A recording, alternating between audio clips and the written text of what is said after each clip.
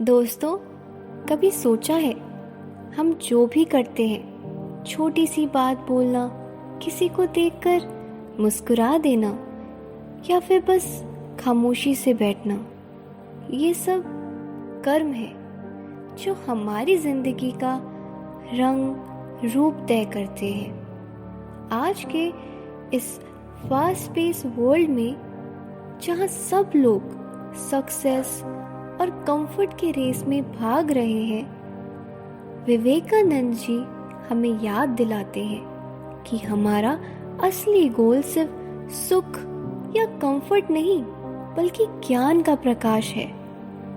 क्योंकि सुख और दुख दोनों ही आते जाते हैं, पर ज्ञान वही है जो हमारी आत्मा को रोशनी देता है, जीवन को उठाता है।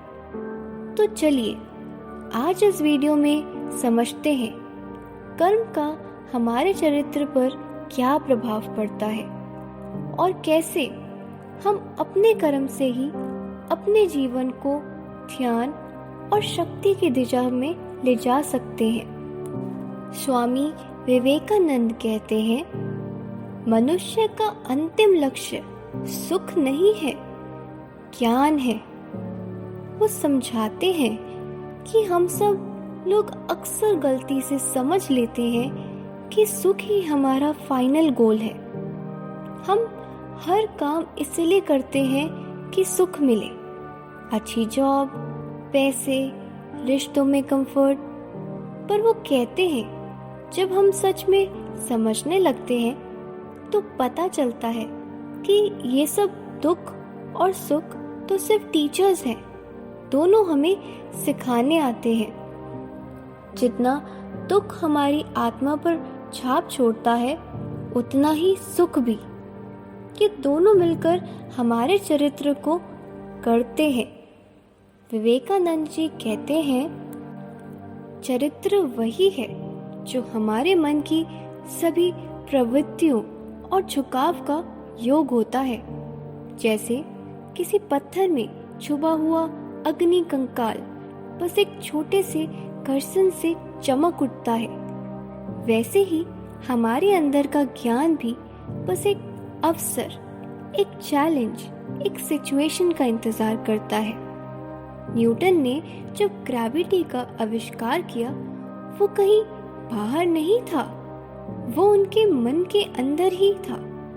बस एक सेब के गिरने से उनका ध्यान उधर गया और उन्होंने उस ज्ञान को प्रकट कर दिया।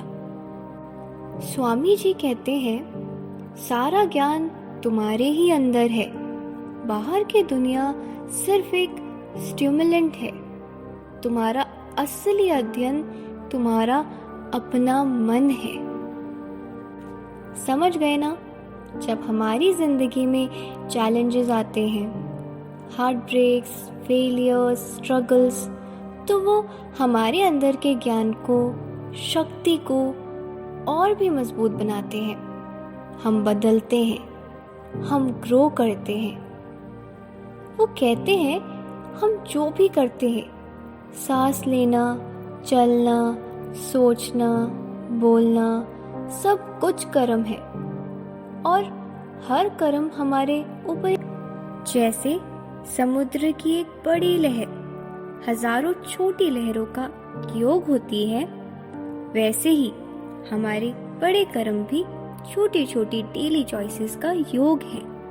इसलिए अगर आप किसी का असली चरित्र देखना चाहते हैं तो उसके बड़े बड़े हीरोइक काम नहीं, उसके रोज के छोटे छोटे कर्म देखो। वो कैसे बात करते हैं, कैसे लोगों को ट्रीट करते हैं, कैसे रिएक्ट करते हैं, यही सब उसके चरित्र को डिफाइन करता है।